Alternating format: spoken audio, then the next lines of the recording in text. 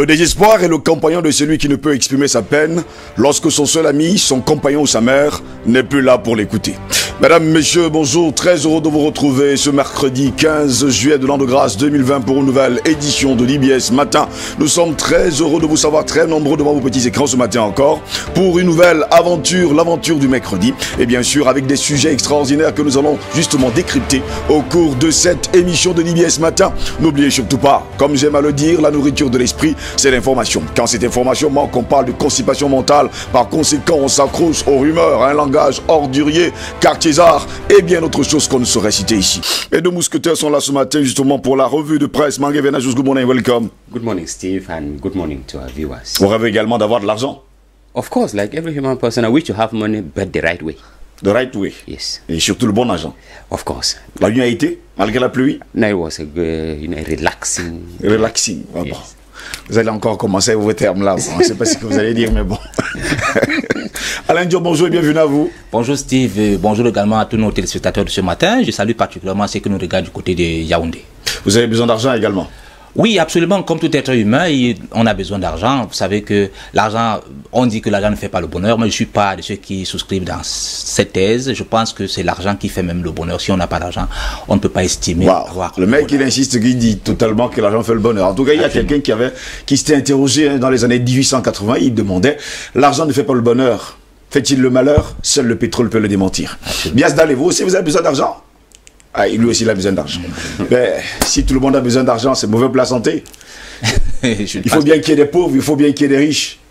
Oui, mais les sociétés sont comme cela. Il y a des pauvres, il y a des riches, mais ça ne voudrait pas dire que tout le monde n'a pas besoin d'argent. Ça veut dire même le riche a besoin d'argent, que ce soit même le pauvre aussi a besoin d'argent. Et donc, vous savez que l'argent est devenu au centre de l'humanité. L'argent est au centre de l'humanité. Donc, on ne peut pas faire sans argent. Tout le monde a besoin d'argent. Et donc, c'est là même le bonheur. C'est là que le bonheur commence. Parce que si vous êtes pauvre, je ne vois pas comment... Je sais pas, il est en train de commencer un argumentaire extraordinaire, là, vous allez dire quoi? Steve, we talk of having money.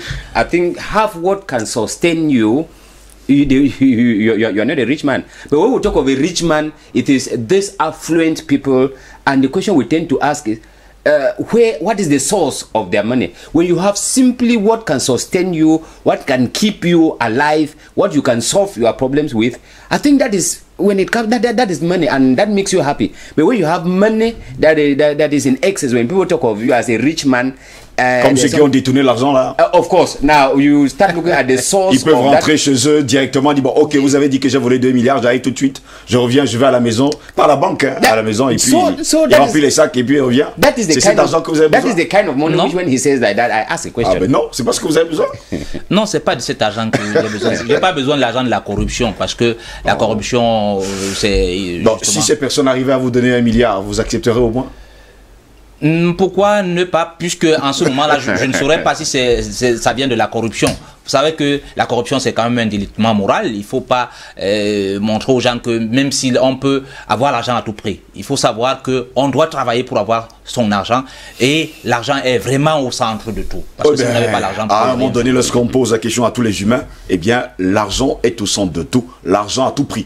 Pourtant, il faut préciser par ailleurs, mesdames, messieurs, que les riches ont plus besoin des pauvres pour être encore plus riches. Et les pauvres ont besoin des riches pour rêver. Voici la revue de presse avec Mangue Venajus en langue anglaise, c'est la première partie.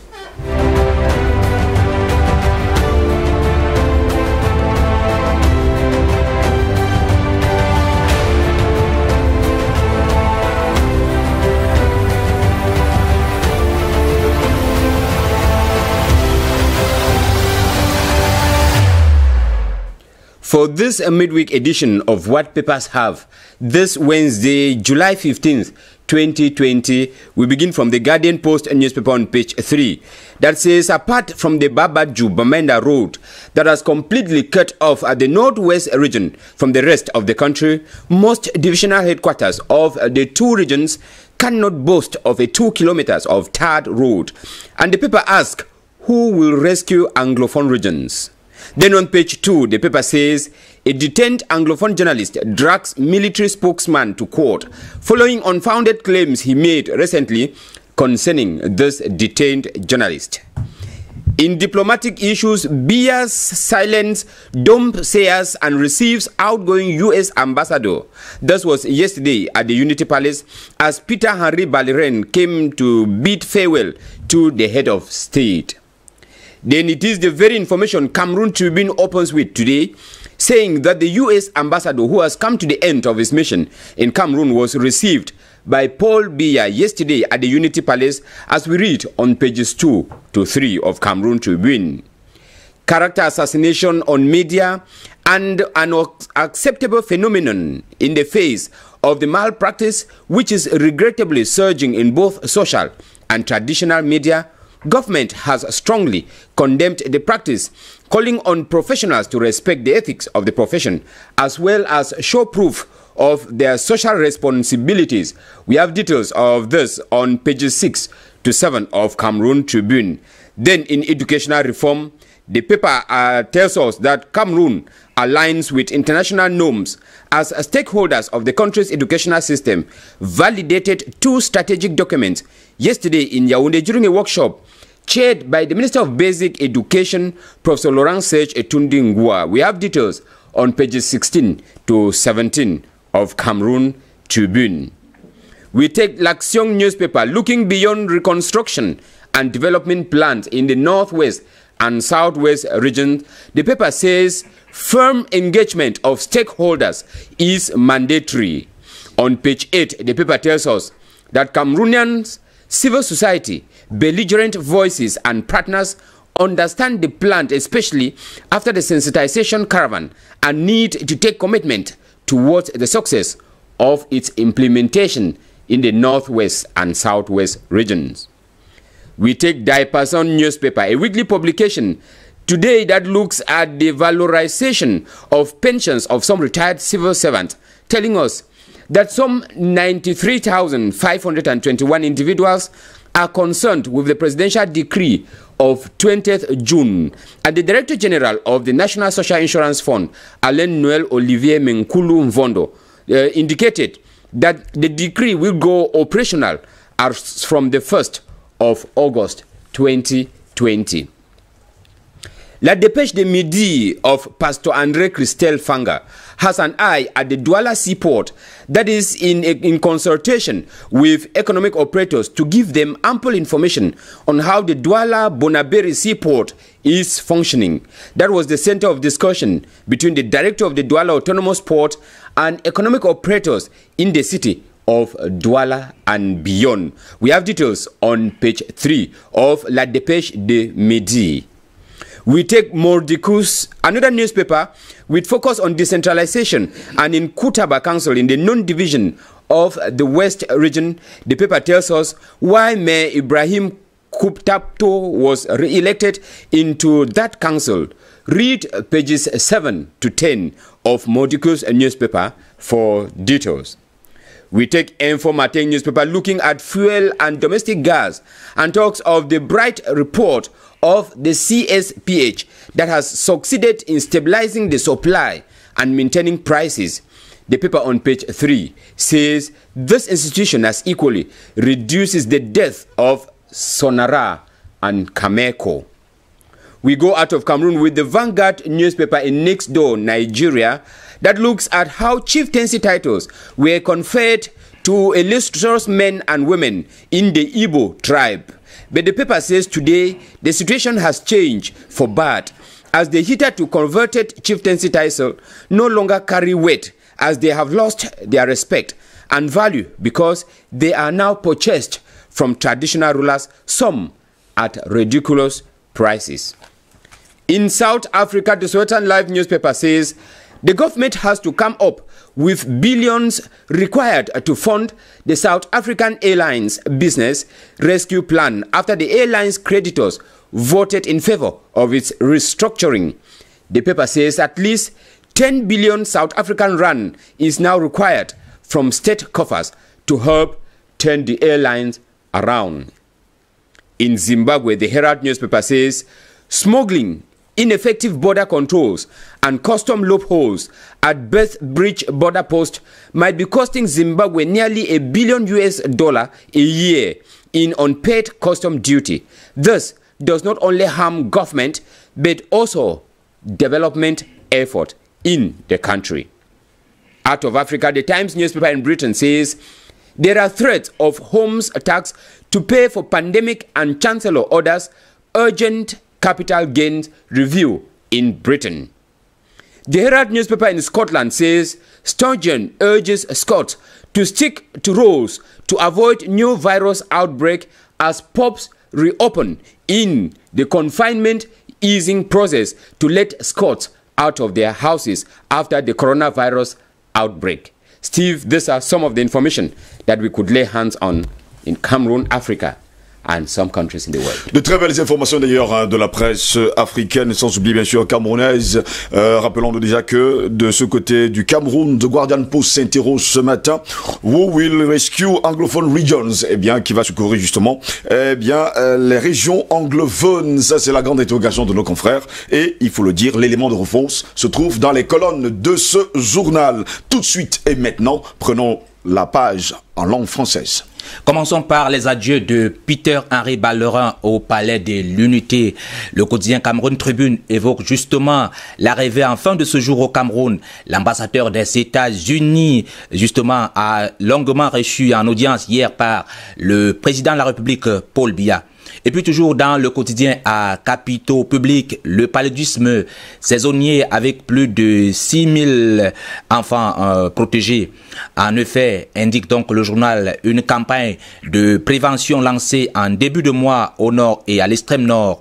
La phase achevée donc le 5 juillet sera suivie des 3 autres en août, septembre et octobre prochain, nous dit Cameroun Tribune de ce matin. Le quotidien Le Jour évoque justement à sa grande une le phénomène Francis Ngannou. Dans le journal Lumière sur un Camerounais sorti de Bathie pour Las Vegas, c'est à lire en page 8 et 9 du journal Le Jour d'Aman Mana de ce matin. À la une du quotidien Mutation, décentralisation, esprit, es-tu là? Alors que le discours officiel proclame l'accélération du processus, les dissensions et résistances apparaissent justement au grand jour, laissant penser que le gouvernement n'est pas prêt. Lire l'enquête du journal. Le quotidien Info Matin de Dieudonné s'intéresse justement au carburant et au gaz domestique avec ce que le journal appelle les bons chiffres de la CNPH. En effet, le stabilisateur a permis donc de garder le cap en matière d'approvisionnement et de maintenir le prix et même de soulager la dette de la Sonara et de Camerco.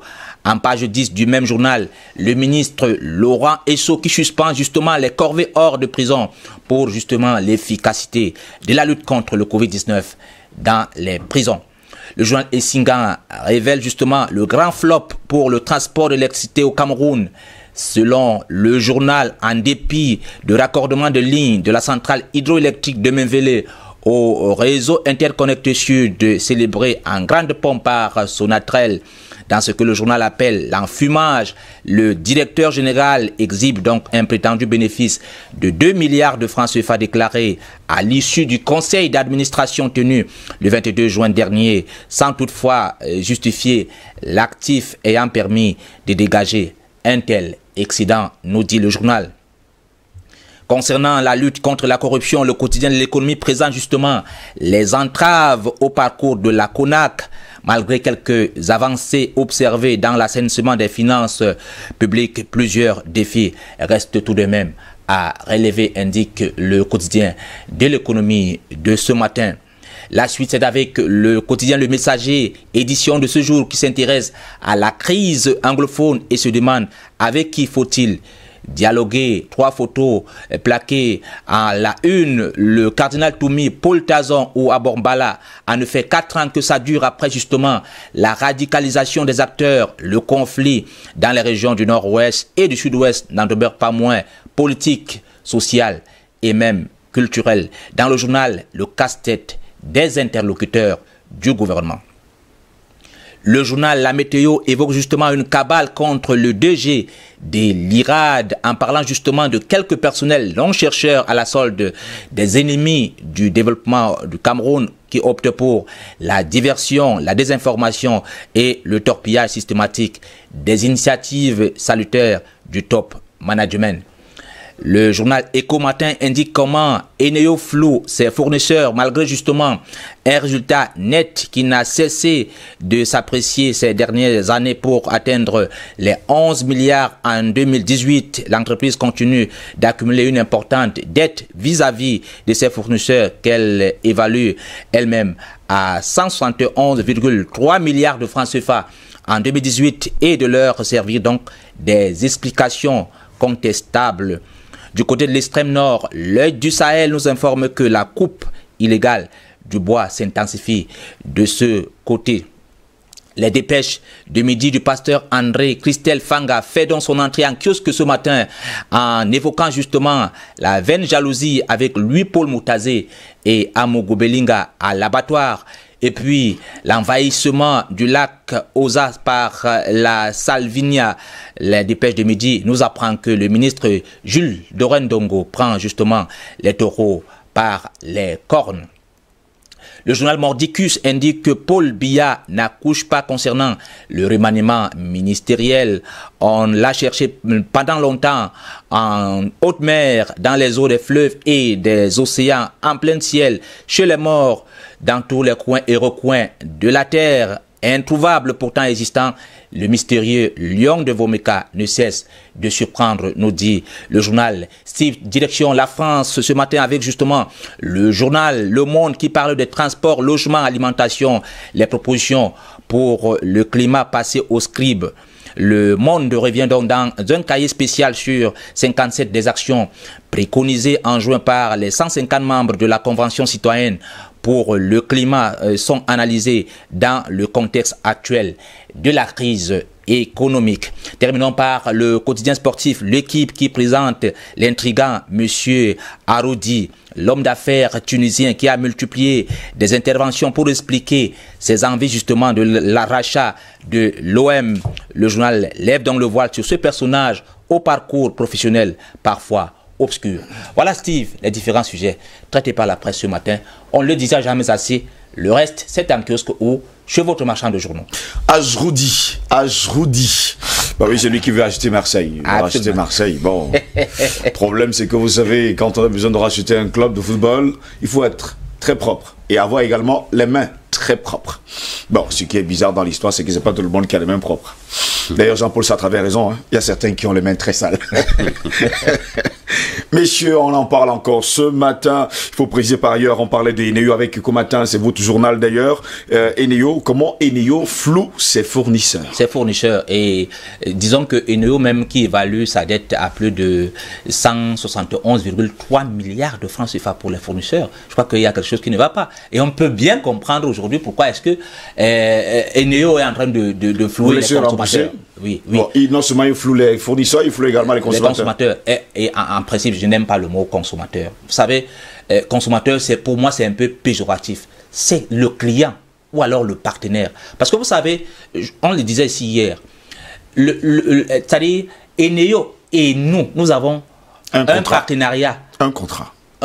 Disons, mais moi, je parle de partenariat à caractère signalamatique. C'est-à-dire quoi? C'est-à-dire que c'est une adhésion libre d'abord.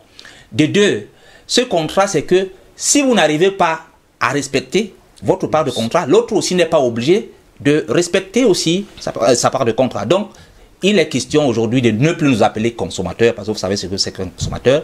Nous sommes des clients ou alors des partenaires. Je pense que peut-être parce que Eneo nous voit comme des consommateurs que justement il y a on fait des factures par estimation. On consomme notre propre énergie.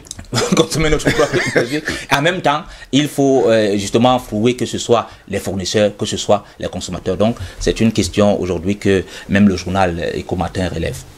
En tout cas, on espère également que les choses vont entrer dans l'ordre pour Eneo, qui, il faut le dire, rencontre pas mal de problèmes actuellement. On parle bien sûr de cette dette envers ses fournisseurs. On espère tout simplement que les choses pourront rentrer dans l'ordre. Mais pendant ce temps, on parle également du transport d'électricité. Et bien sûr, pour Essingan, c'était, ou alors c'est un grand flop.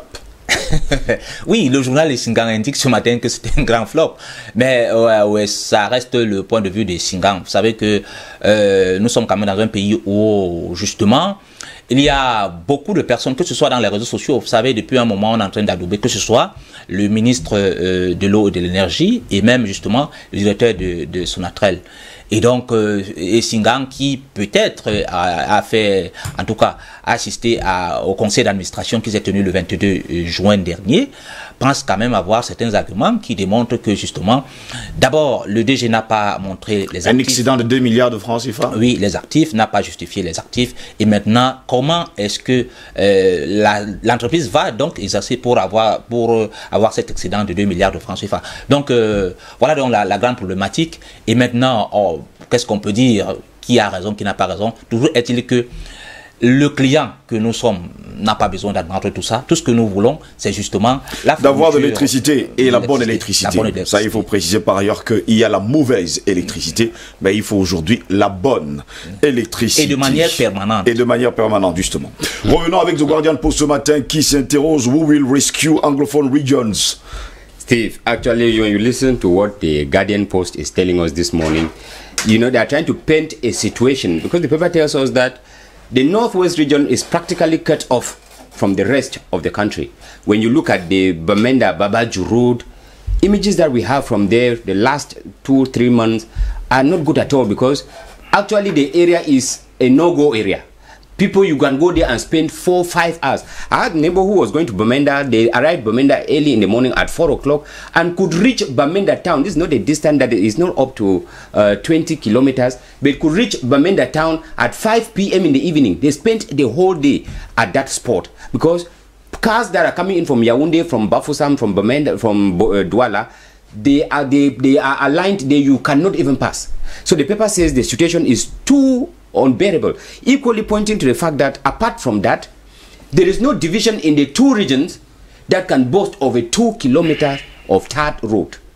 So which means the situation, the network, the road network situation in the two regions is completely unbearable, and that's why the paper is asking a question: who will rescue the Anglophone regions? And Steve, we could also understand that the road, the state at which the roads have been degraded, is also one of the outcome of the ongoing crisis, because you know roads were being destroyed maybe to interrupt people from circulating, and now we are crying because even if the crisis comes to an end, we'll have a problem of transportation.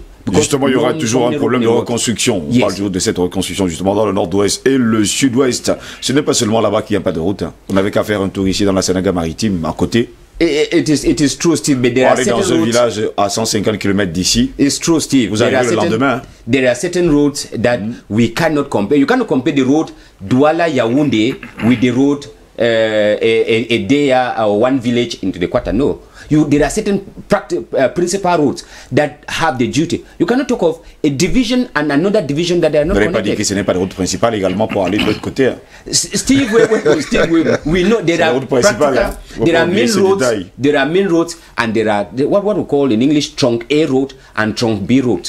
Yes, when we talk of, you cannot compare trunk A road and trunk B road. It is obvious that trunk A roads have to be maintained, because they link the regional capitals, they link divisional capitals, but then trunk B, trunk C routes, they link. Vous inquiétez pas, il m'est arrivé une fois dans les années précédentes de faire un tour entre Manga et surtout pour aller à Kumba. C'était extraordinaire, il fallait venir justement chercher le train à Manga pour aller à Kumba.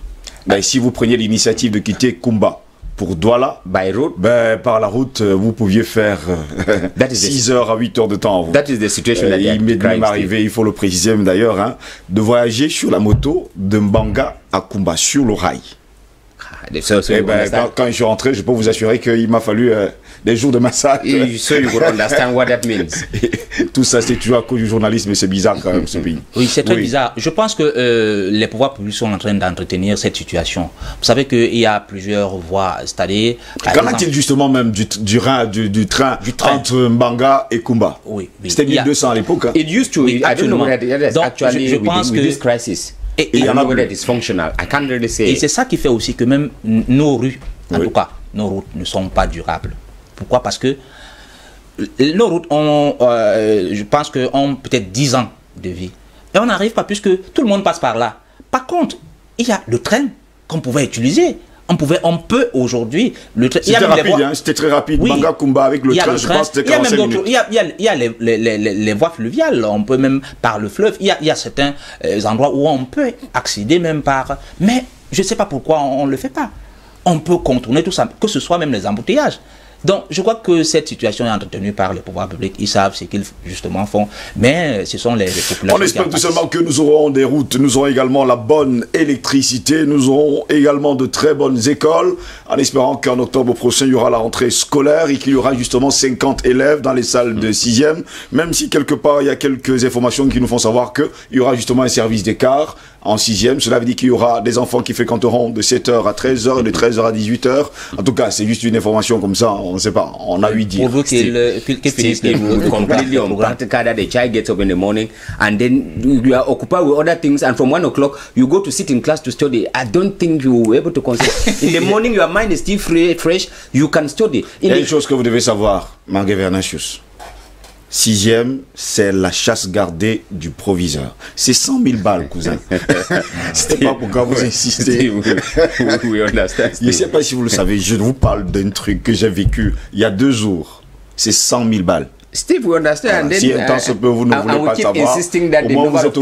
That the numbers will be limited to 50.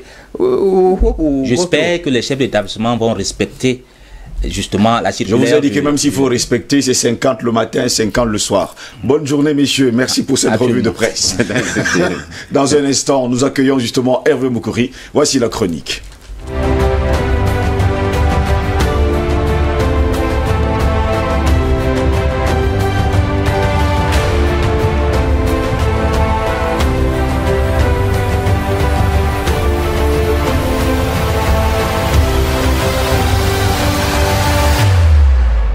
Hervé Moukouri, bonjour. Bonjour Steve. Comment allez-vous? Assez bien, merci. Elle fut pluvieuse la nuit, hein? Ah oui, intensement. Encore la pluie. Et bon, c'est la saison, va falloir faire avec. J'espère qu'on n'est pas un enfant qui va en 6e et qui a échoué au concours. Surtout pas, Dieu me préserve encore de ce supplice.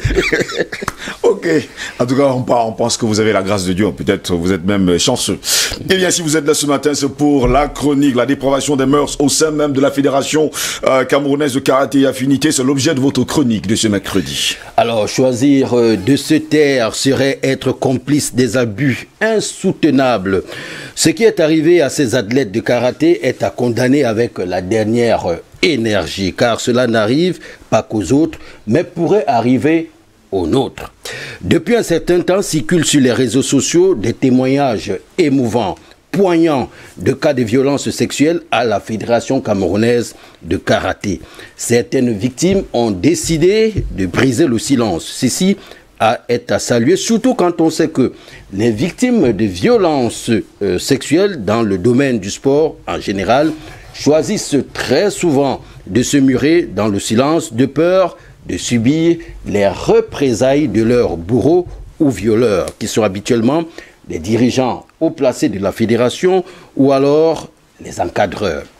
Dans un rapport sur les violences sexuelles dans le karaté au Cameroun, initié par le cercle des ceintures noires du Cameroun de la région du centre, certaines athlètes bien identifiées ont décidé de dénoncer ceux de leurs dirigeants et encadreurs qui les ont harcelés et même brutalisés pour bénéficier de force de leur charme. Dans ce rapport, seules quelques victimes ont choisi de se jeter à l'eau, la majorité ayant décidé de garder en secret la misère et les humiliations endurées. Mais à la lueur où la pression s'exerce, il ne fait l'ombre d'aucun doute que certaines qui ont choisi le mutisme, ne décident pas de retrouver le verbe, même sous anonymat. car une vaste opération de dénonciation se prépare et comme les autres, celles qui vont se décider à parler vont certainement enfoncer le clou en portant des accusations peut-être plus graves encore contre le président de la Fédération camerounaise de karaté, Maître Emmanuel Wakam, qui selon Ongandoua Sioma Stella, lui avait demandé en 2016 à Rabat au Maroc de s'offrir une partie de plaisir charnel. Le refus de l'athlète a été un véritable affront pour le président de la FECAFCA. La pauvre, malgré son talent, a subi toutes sortes d'humiliations, de pression. La championne d'Afrique n'a même pas reçu la médaille de chevalier de l'Ordre de la Valeur après son titre. Son nom aurait tout simplement été oublié de la liste au ministère des Sports et de l'Éducation civique. Ce même président a été cité par Ngoyol Ornella. Là-bas, il est allé peut-être plus loin en voulant la violer. Christian Douksa, le voisin des champs, va être alerté par les bruits et son intervention va sauver la jeune athlète des griffes de son bourreau. Ngoyol Ornella n'a plus jamais été appelé en équipe nationale de karaté depuis cette histoire qui remonte elle aussi en 2016 à Rabat au Maroc. Il n'y a pas que le président de la Fédération camerounaise de karaté à avoir été indexé dans ce rapport. Des entraîneurs et autres encadreurs sont nommément cités et tous utilisent sensiblement la même méthode, abus de la confiance des athlètes. Ils leur proposent de l'argent puis font des propositions indécentes ou des invitations suspectes. En cas de refus, c'est carrément le harcèlement sexuel, le chantage et les humiliations. Bref, contribuer efficacement pour briser la carrière des athlètes. Ils vont même jusqu'à envisager à demander, ils vont même jusqu'à exiger des employeurs de licencier les athlètes ou de les révoquer. C'est le cas d'ailleurs du côté de la gendarmerie nationale, comme ce fut le cas de Onganda Sima Stella.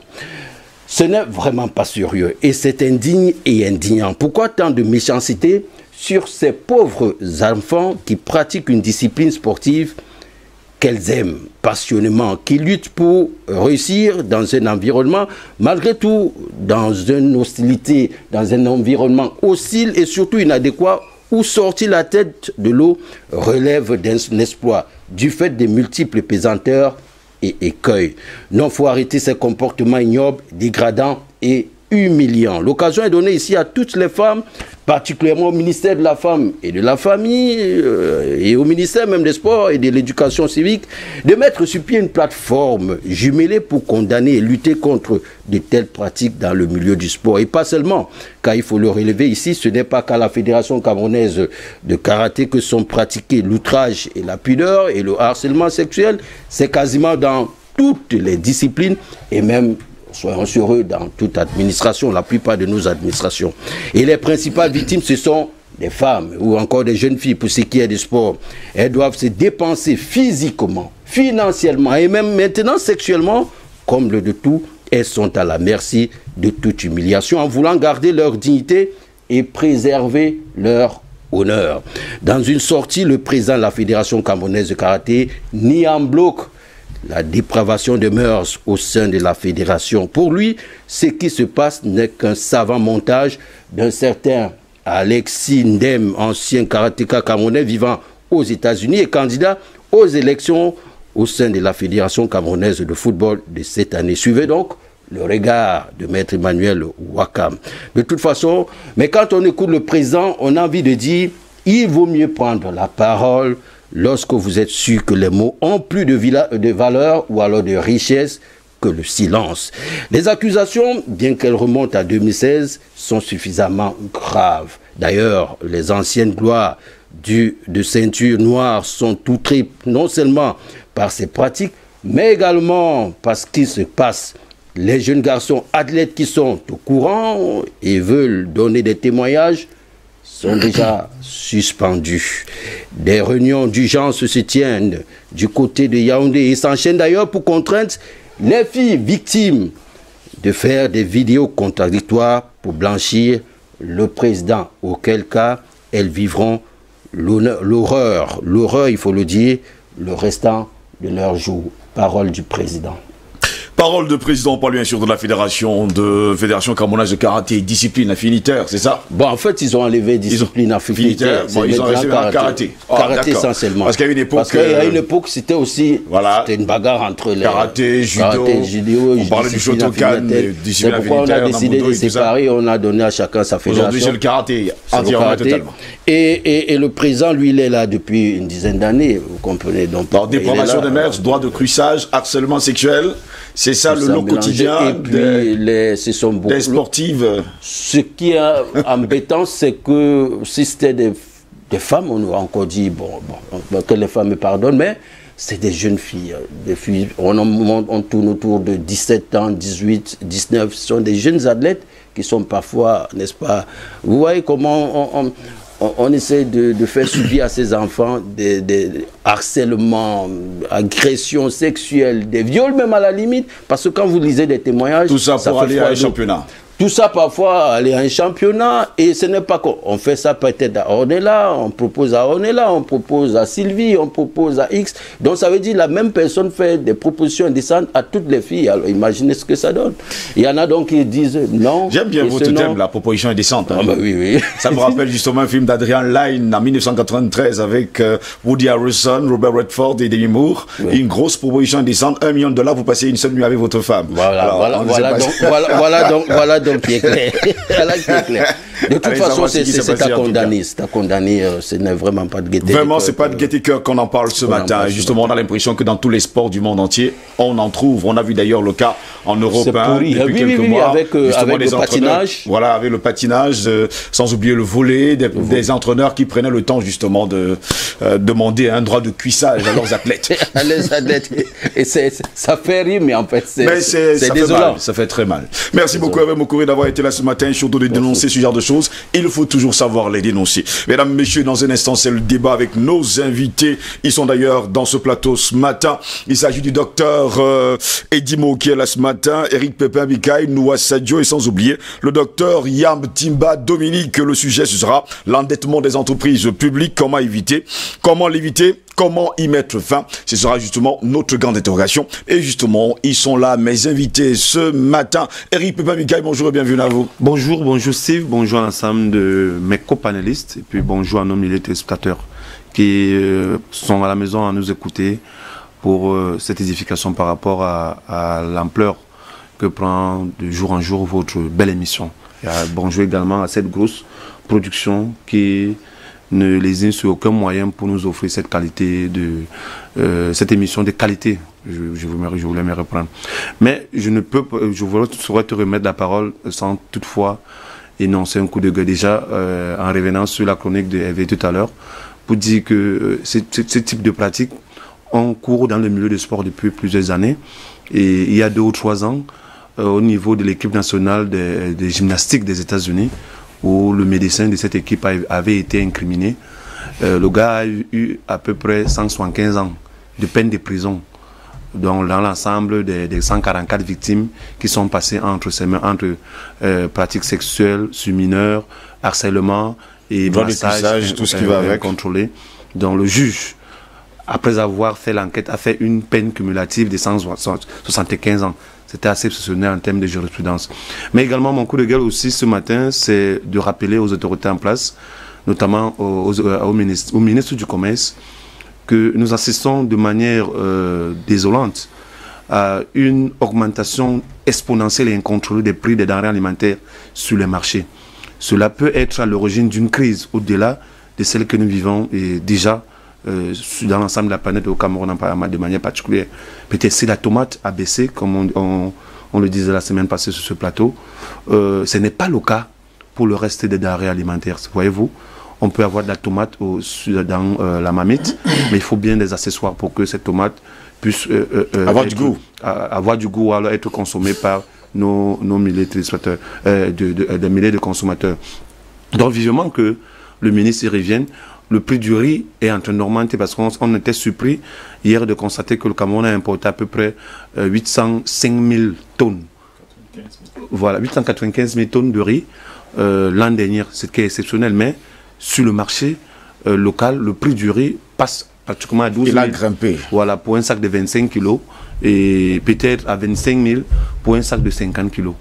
Vivement que les autorités en place prennent leurs responsabilités, que le contrôle des prix envahisse nos marchés et que les populations déjà victimes de cette crise puissent avoir accès aux denrées alimentaires. Merci pour votre coup de gueule ce matin. On espère tout simplement que le ministre du Commerce, Luc Magambaga-Tangana, a écouté justement ce message ce matin.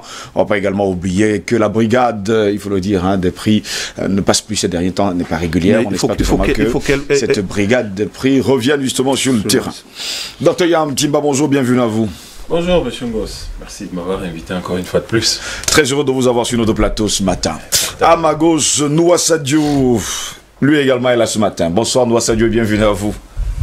Je suis ravi d'être avec vous, Monsieur Ngos. Si vous me permettez. Allez-y. Coup de gueule, oui, Eneo. Oui, parce que j'étais tellement désolé une fois. Ils m'ont mis un gars baraqué qui s'entraîne, moi je suis vieux. Il m'a empêché d'entrer. Qu'est-ce qui se passe? Quand vous avez une facture moyennant 25 000, on vous envoie à comment ça s'appelle? Orange Money. Vous avez le droit d'aller à Orange Money, pas à la caisse. Et dans ce Orange Money, vous allez laisser une petite somme. Mais heureusement, ces temps-ci, vraiment, il n'y en a plus.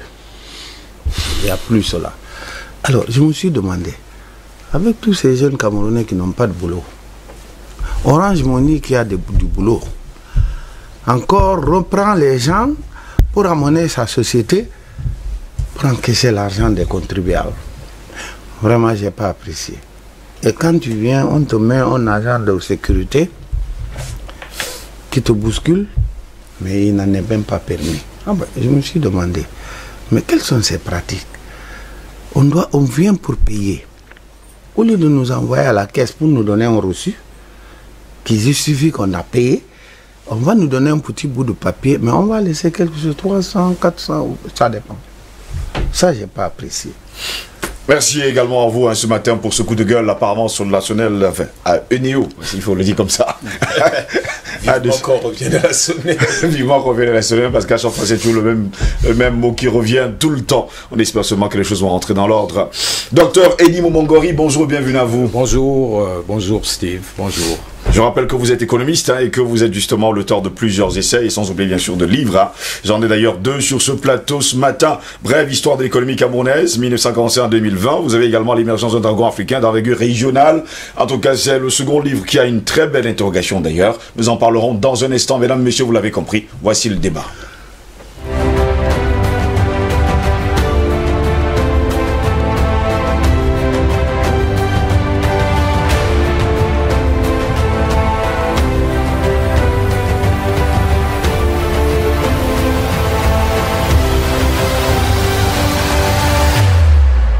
Le sujet qui nous intéresse ce matin, l'endettement des entreprises publiques, comment l'éviter, comment y mettre fin, c'est notre grande interrogation et surtout notre thématique de ce mercredi 15 juillet de l'an de grâce 2020. Pour soulager le trésor, eh bien, le Cameroun projette d'orienter, il faut le dire, les entreprises publiques vers des prêts non souverains. Dans le cadre de la préparation du budget 2021, le gouvernement du Cameroun a inscrit des dispositions dans le document d'orientation budgétaire, en abrégé DOB, allant dans le sens de la maîtrise de l'endettement généré dans les établissements d'entreprises publiques.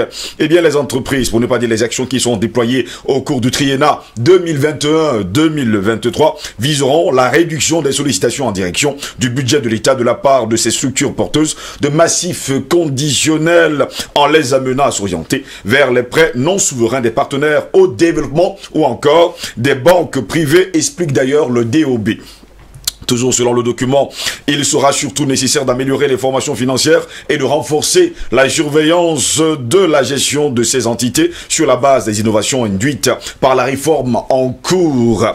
Eh bien, quant aux dettes existantes dont les audits sont soit en cours, soit projetées, celles-ci seront progressivement apurées à travers leur prise en compte dans les budgets de ces entités.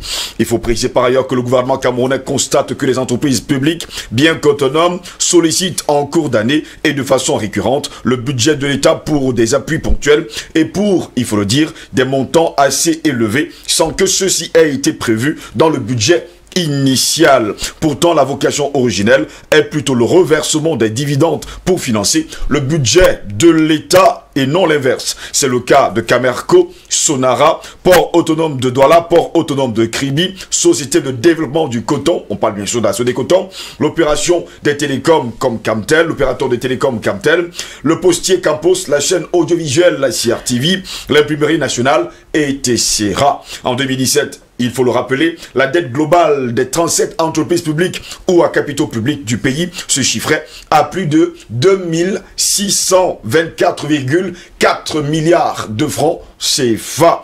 La Sonara, l'entreprise nationale des télécommunications, nationale des hydrocarbures, en tout cas de raffinerie, et surtout l'entreprise nationale des télécommunications Camtel, la compagnie nationale des eaux Camwater occupait le top, il faut le dire, des 3 entreprises publiques endettées avec des montants respectifs de 763,2 milliards de francs CFA, 554,5 milliards de francs CFA et 352,4 milliards de francs CFA fin 2017. Les autres entreprises publiques qui bouclent le top 5 sont Electricity Development Corporation, EDC, 140,4 milliards de francs CFA, et la Sodecotton, 113,1 milliards de francs CFA. Bien plus que leur endettement, ce sont, il faut le dire, les difficultés rencontrées par ces entreprises pour générer des revenus suffisants au remboursement de leurs créanciers, qui pose d'ailleurs un gros problème aujourd'hui. Voilà pourquoi nous également ce matin, nous nous interrogeons l'endettement des entreprises publiques,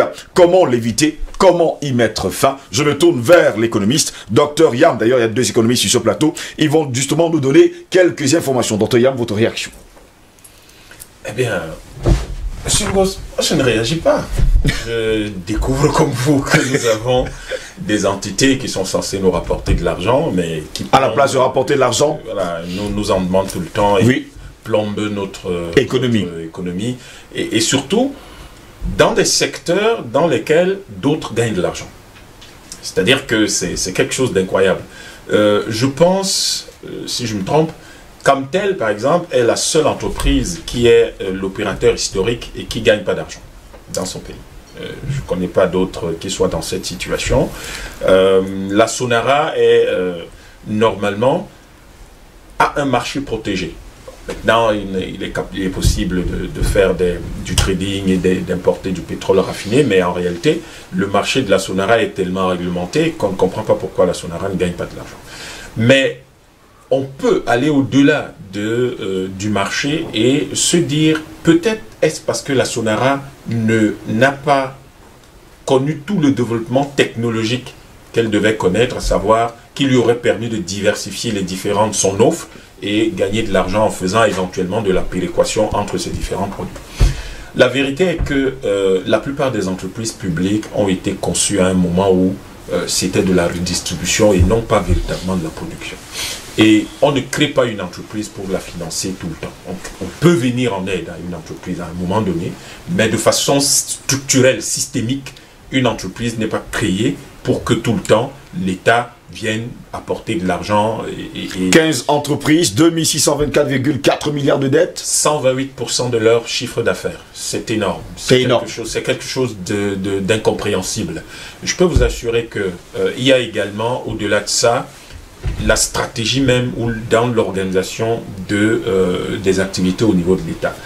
Il est presque certain aujourd'hui que si vous aviez dans le domaine de l'eau fait de l'affermage, c'est-à-dire par exemple que en fait, au lieu d'avoir une grosse entreprise nationale qui s'appelait Camwater, vous avez plutôt une entreprise, vous avez des entreprises par région, par exemple. Et donc, vous faites de l'affermage. Chaque région a un contrat pour gérer son problème d'eau localement. Et du coup, il est fort possible de réduire les coûts. Parce que la problématique qui consiste à couvrir de très grands espaces a aussi ses limites dans la mesure où très souvent, en termes de stratégie, on est obligé de privilégier certaines zones et pas d'autres.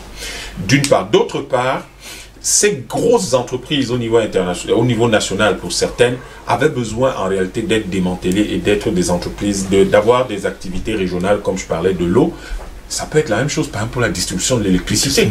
Vous n'êtes pas obligé d'avoir une grosse entreprise nationale qui distribue l'électricité partout dans le pays. Il peut y avoir des entreprises régionales ou des 2-3 régions qui sont contiguës qui peuvent avoir une entreprise. Ça fait que vous avez des investissements mesurés et contrôlés et vous avez une réponse adaptée et plus réactive par rapport aux besoins, aux attentes de la population et un meilleur contrôle sur les questions financières. Mais bon, on va privilégier les grosses structures. Oui. C'est une approche. Mais l'autre problème structurel de ces entreprises, c'est que c'est des entreprises gérées pour une grande partie par des fonctionnaires qui ne sont pas forcément des gens préparés à être des managers. Parce que, attention, ce n'est pas parce qu'un diplôme ne dit pas que vous êtes capable de tout. Ça ne veut rien dire du tout, un diplôme. Mais vous avez un parcours qui permet de savoir que vous êtes capable de faire quelque chose ou pas. Aujourd'hui, si on modifiait substantiellement le mode de désignation des directeurs généraux, je peux vous assurer que la qualité de la gestion des entreprises changerait. Parce qu'une grande partie de ces entreprises ont quand même un management, comment dire, on appelle ça comment ? De mauvaise qualité. Si vous décidez aujourd'hui que pour être nommé directeur général adjoint, on crée ce tandem-là, une équipe, vous êtes nommé sur un même ticket, et que pour que vous soyez nommé, on fait un appel à candidature. Les gens viennent, ils viennent, et puis on vous dit, il y aura un directeur général adjoint. Donc vous vous débrouillez à former des binômes qui vont passer les tests, et puis peut-être les 3 meilleurs binômes, on va leur demander de nous donner des projections sur comment ils entendent gérer cette entreprise, et sur la base de la qualité des projets, la connaissance d'abord du secteur et de l'entreprise, et les projections qui sont présentées par chaque binôme, on décide à la fin de quel est le binôme qui est le meilleur et qui répond le mieux aux attentes. L'État doit devenir beaucoup plus rigoureux que ça, en disant, nous ne créons pas des entreprises pour venir remettre de l'argent dedans, nous créons des entreprises pour gagner de l'argent. C'est pour ça qu'on crée une entreprise. Donc, à partir de ce moment, nous devons juste distinguer un certain type d'établissements qui sont des établissements d'aménagement du territoire qui vont donc demander l'argent de l'État, mais vous avez les entreprises qui sont vraiment orientées dans le sens de faire du profit. Camtel, Sonara, Sodecouton, des choses comme ça. Même le port autonome de dollars, le port autonome de crédit, il n'y a aucune raison que leur niveau d'endettement ne soit pas en proportion de leurs recettes potentielles. Donc, avec une certaine capacité de remboursement. Et je pense également que nous avons beaucoup de choses au niveau qui sont plus techniques, qui plombent quelquefois les dettes des pays. Au niveau international, vous avez parfois les variations du taux de change du dollar qui font que parfois ça obère, donc ça augmente un peu la dette ou ça la réduit en fonction de ces variations-là. Si l'euro s'apprécie ou l'union en fonction du dollar, ça peut exposer nos entreprises qui ce sont notre État, parce que la plupart c'est des prêts souverains, l'État dans... la dette peut croître ou décroître.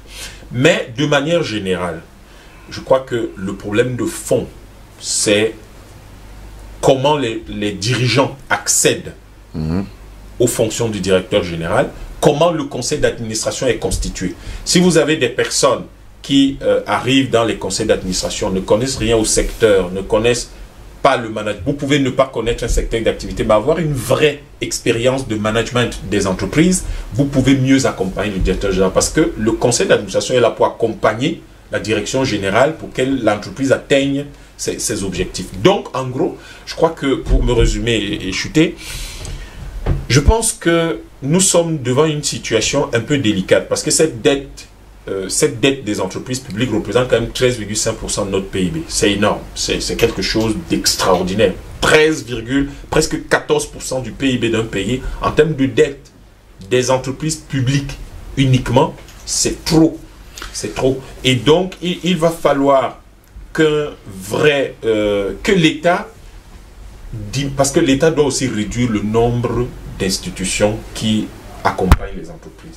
Entre ceux qui doivent aider à la réhabilitation, ceux qui doivent gérer la compétitivité, ceux qui doivent gérer les mises à niveau, ceux qui doivent faire ceux qui doivent faire ça, il faut que l'État réduise un peu et qu'il y ait une certaine lisibilité qui soit donnée au secteur, à l'économie nationale. Et nous devons distinguer en matière de gouvernement nous devons distinguer les activités productrices, celles qui génèrent des revenus, celles qui doivent financer les activités, si tu voulais, sociales, oui, et la gestion de l'administration quotidienne. Donc quand on distingue tout cela, on trouve les personnes qui sont orientées gestion publique, qui vont gérer l'administration, qui n'est pas vocation forcément à faire des bénéfices, mais qui peut être beaucoup plus efficace pour réduire les coûts. Et les entreprises publiques, elles, optimiser leurs performances pour en faire des mastodontes. Je rappelle aux gens que l'un des opérateurs de téléphonie mobile qui fait beaucoup d'argent au Cameroun est une entreprise publique, qui est une entreprise publique française. Je rappelle aux gens que l'entreprise qui gère le pipeline a une forte coloration publique dans son pays. C'est une filiale de cette entreprise qui a une forte coloration dans son pays. Donc, il faut que nous ayons un peu plus d'acuité dans le cadre des investissements qui sont faits et que cette corruption qui fait que parfois les prêts sont faits d'une certaine manière soit quand même réduite. Et dans ce cas-là, je crois que les dispositions de la comptabilité, des dispositions de la comptabilité, comme par exemple le double contrôle par des commissaires aux comptes avec le pouvoir de dénonciation, avec donc la capacité d'alerte, soit remise en vigueur pour s'assurer que la gestion de ces entreprises est suivie au jour le jour. Il est inadmissible que les plateformes aéroportuaires de Douala et Yaoundé fassent 4 milliards de francs CFA par jour avant la crise et que Camerco ne gagne pas d'argent. Ça n'a pas de sens. Justement, je vais me tourner vers le docteur Edimo Mongori. Vous l'avez suivi d'ailleurs, le docteur Edimo. 37 entreprises publiques, il faut le dire, capitaux publics du pays, qui suivent d'ailleurs, il faut le dire, à 2624,4 milliards de francs CFA. Voilà les entreprises qui ont été créées par le pays, mais qui ne génèrent pas de l'argent, mais plutôt engloutissent d'énormes sommes d'argent et sont aujourd'hui endettées. Et tous les jours, il faut renflouer les caisses. Ah oui, malheureusement c'est ça la réalité, et naturellement c'est tout un paradoxe lorsqu'on sait que tout le monde fait de l'argent dans le numérique, dans la téléphonie, oui, lorsqu'on sait que au Sénégal, pour ne pas aller très loin, Sonatel apporte tellement d'argent au budget de l'État. Et Sonatel, c'est quoi? C'est juste un joint venture entre l'État et la société Orange. Nous aurions aussi peut-être dû penser à faire quelque chose de ce type. Il est impensable que Camtel, qui est un grand fournisseur d'accès, qui en même temps a eu la rétrocession des câbles à fibre optique de toutes sortes, et pas seulement le nouveau câble de 32 terabits, mais déjà les points de sortie des câbles reliés au pipeline depuis, avec, je crois, 4 dorsales, c'est Camtel qui les gère. Et c'est incompréhensible qu'aujourd'hui, où Orange fait dans les 1000 milliards, MTN à peu près la même chose, que Camtel vienne se présenter avec des dettes.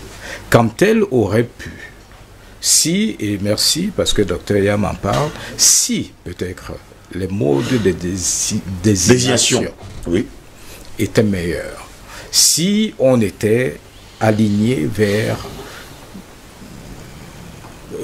des critères de performance suffisamment solides, si on pensait à gérer cette entreprise comme une entreprise privée, ou mettre au moins un partenariat avec des sociétés privées, on n'en serait naturellement pas là. Camtel pourrait générer ne serait-ce que 500 milliards. Ce serait assez pour accompagner d'autres activités. Malheureusement, ce n'est pas trop le cas, mais quelqu'un l'a dit, je crois que c'est Dr Yam, vous savez, la gestion c'est quelque chose, ça s'apprend. Moi je suis enseignant et nous savons que pour former un manager, nous avons besoin d'au moins 6 ans dans la filière management seulement. Maintenant, quand vous mettez un administrateur, comme c'est le cas, ou quelqu'un qui, pour une raison ou pour une autre, on a trouvé qu'il doit être là, vous voulez compter sur quoi? Ça s'apprend. Ça s'apprend, et ça s'apprend de manière très appliquée. Il faut être vraiment appliqué, avoir la pratique dans les doigts et beaucoup plus que ça. Voilà, vous avez des sociétés comme Ethiopian Airlines qui est devenu aujourd'hui un modèle, pas en Afrique, mais dans le monde. Oui. Dans le monde. C'est une société publique. C'est une société publique. Mais qui aujourd'hui n'a rien à foutre avec Air France et tout le reste. C'est le même calibre. Et ça, je crois que nous pouvons le faire. Naturellement, on va se demander comment est-ce que Ethiopian Airlines y est arrivé. Naturellement, en respectant ces canaux.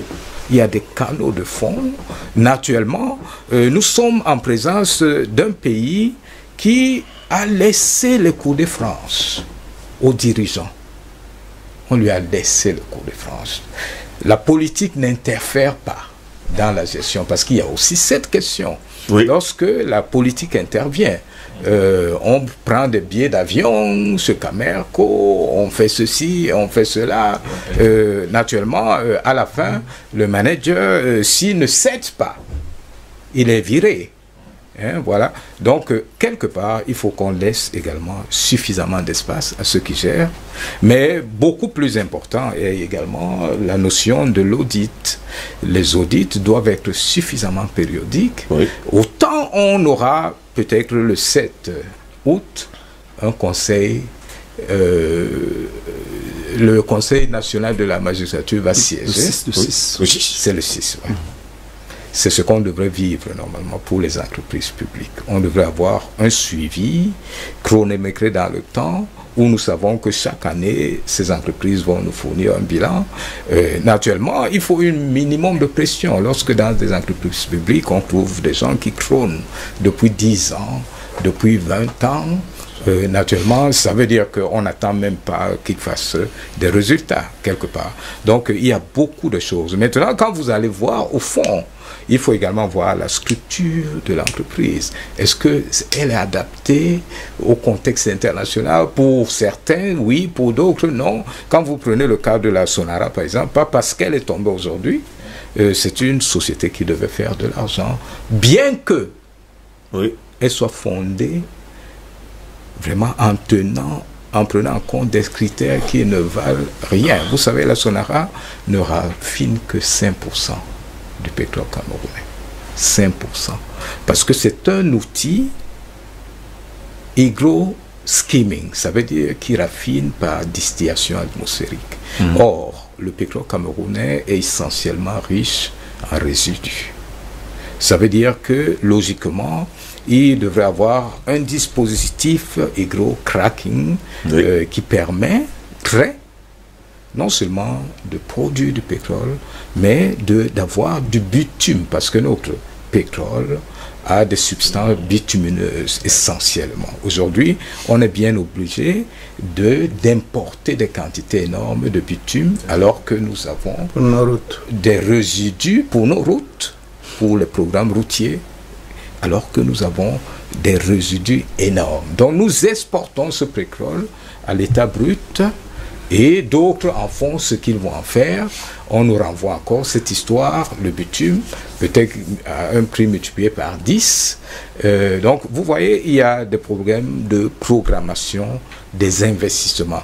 Est-ce qu'il y avait un sens qu'à l'époque, on plaça 150 milliards, parce qu'en fait, c'est ça le coût de la Sonara au départ, dans les années 76, avant la dévaluation. Avant la dévaluation, on disait 75 milliards, donc à peu près 150 milliards après dévaluation. Est-ce qu'il était nécessaire de le faire en sachant que cet équipement ne peut pas raffiner le pétrole camerounais? Point d'interrogation. Donc, vous voyez, il y a des questions qui relèvent tout simplement du fait que, parfois, et ça c'est le cas, je l'ai écrit d'ailleurs dans un de mes livres, là, La brève histoire de l'économie camerounaise, nous avons eu dans le passé affaire à beaucoup d'initiatives, une flopée d'entreprises qui sont nées entre 1973 et 1982. Une flopée. Je peux les citer, c'est Sodecotton, c'est Camsuco, Sosucam, Sodeblé, qu'est-ce qu'il y a d'autre, Socapalm, Evecam, etc. Sodeblé, Sonara, etc. qui sont nés pour sans l'État. Oui. À connaître une explosion de la dette, parce qu'on ne le dit pas souvent assez, mais entre 1973 et 1983, l'endettement public a été multiplié par 9. Ça, c'est du venez voir. Donc, passant de 447 millions de dollars à 3400 millions de dollars. Oui. Donc, multiplié par 9, tranquillement. On espérait à l'époque que très rapidement les entreprises vont générer de l'argent, le pays va se développer, etc. Et naturellement, on comptait, à l'époque, on était un pays structuré un peu comme le Tchad ou la Guinée équatoriale. Au début des années 80, l'économie est massivement pétrolisée. Elle dépend entièrement du pétrole. À 60%. 60% de nos exportations, recettes d'exportation, provenaient du pétrole. Subitement, naturellement, le cours du baril, et ça il faut le dire, qui n'était que de $2,5 en 1973, qui va bondir à $14 en 1974, suite au premier choc pétrolier, va être multiplié par 2 au lendemain du second choc pétrolier qui intervient en 1979 et atteindre les $35-40. On est en 1979. Et subitement, ce même cours va s'installer dans une trajectoire baissière et s'effondrer en 85. Il s'effondre pour s'asseoir autour de $10, $10-12, jusqu'en 2001. Oui. En fait, c'est bête, mais on peut dire que c'est même un terroriste à la fin qui va permettre aux pays africains de s'endetter davantage? Non, de sortir de la crise. C'est lorsque Osama Ben Laden percute les 2 tours du World Trade Center et que la Chine, l'Inde, le Brésil sont déjà en course. La Chine va vite à 10%, l'Inde à 7%, le Brésil à 6%. Et que ces grands émergents se posent la question, est-ce qu'on peut continuer sur notre trajectoire s'il nous manque du pétrole? Du coup, chacun des grands pays commence à importer, à solliciter, à acheter à terme. Ça veut dire, avant que le pétrole sorte de terre, on l'a déjà commandé. Conséquence, les États-Unis disent nous en voulons, la France dit nous en voulons, tout le monde en veut, et on sort de cette tendance qui était, le pétrole était le coût à moins de $20 pour monter. Et lorsqu'on passe le point d'achèvement en 2006, c'est parce que le pétrole est déjà arrivé à $75 le baril et qu'on peut satisfaire aux 2 grands critères, notamment le règlement de la dette intérieure et de la dette extérieure. Donc, comme pour dire quoi, souvent les choix sont extrêmement importants. Dans le cas du Cameroun, dans les années 70, on avait tout entre les mains. On a cru qu'on pourrait aller vite. Malheureusement, on a été floué, en partie par nos experts, pas nos experts nationaux, parce que peut-être qu'ils ne comprenaient pas tout, mais les experts qui venaient essentiellement de la France et qui ont conseillé beaucoup d'investissements comme la Sonara, comme la Selucam, la Selucam, pour la petite histoire, c'est 400 milliards de francs qui ont été engloutis en l'espace de 2 ans. Ça a commencé en 81, en 83, c'était fini. Il faut payer cette dette jusqu'aujourd'hui. Donc vous voyez, souvent c'est une question essentiellement de choix. On vous comprend. Voilà. Et justement, on parle de choix. Eric Bubin-Bikaï, finalement, on a l'impression que ces dirigeants qui viennent souvent dans ces entreprises publiques n'ont pas de cahier des charges, n'ont pas de pression, comme le docteur Edimo Mongori est en train de le dire. À un moment donné, on ne leur demande pas justement des résultats. Pourtant, ils ont droit de donner des résultats. Non, il faut signaler que l'entreprise vise sur 2... En fait, il y a 2 objectifs qui caractérisent l'activité, c'est-à-dire la productivité et la compétitivité. si une entreprise ne s'inscrit pas dans ce prisme-là, il est difficile pour cette entreprise de pouvoir survivre. Maintenant, l'orientation de ces deux objectifs passe forcément par le choix des hommes. Oui. Voyez-vous, vous évoquez l'historique ou l'historicité de la Sonara. Il ne faut pas oublier que cette entreprise réalise un chiffre d'affaires de 1000 milliards en 2012 sous Charles Métoc, qui sortait de la Symposium et qui avait hérité de... qui avait été nommé à la tête de cette entreprise, qu'il avait structuré, je ne suis pas tellement impliqué dans les milieux économiques. Et en 2012, on avait un chiffre d'affaires de 1000 milliards. À l'époque, je pense que la Sonara caracolait en tête en Afrique francophone comme l'une des meilleures entreprises. 8 ans après, la Sonara a une dette de près de 760 milliards, ponctuée par l'incident malheureux de mai 2019, qui l'oblige maintenant à remoderniser, alors à restructurer sa structure de production, justement sortant du craquage du pétrole léger qui vient de l'étranger sur le marché international pour opter sur le craquage du pétrole local, qui peut nous permettre d'avoir plus de bitume pour pouvoir atteindre nos objectifs, notamment en termes de dotation des infrastructures.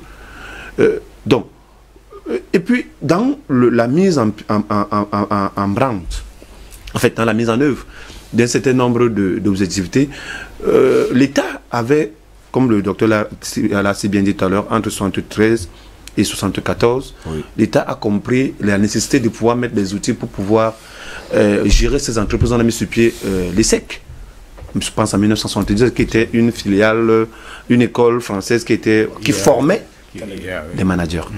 C'est-à-dire leur rôle, c'était de former les managers sur 6 ans. Progressivement, on a politisé la productivité ou alors la compétitivité des entreprises pour y introduire les administrateurs civils qui, eux, ils sont formés à l'administration territoriale, c'est-à-dire au respect de l'ordre. Parce qu'il faut qu'on se comprenne très bien.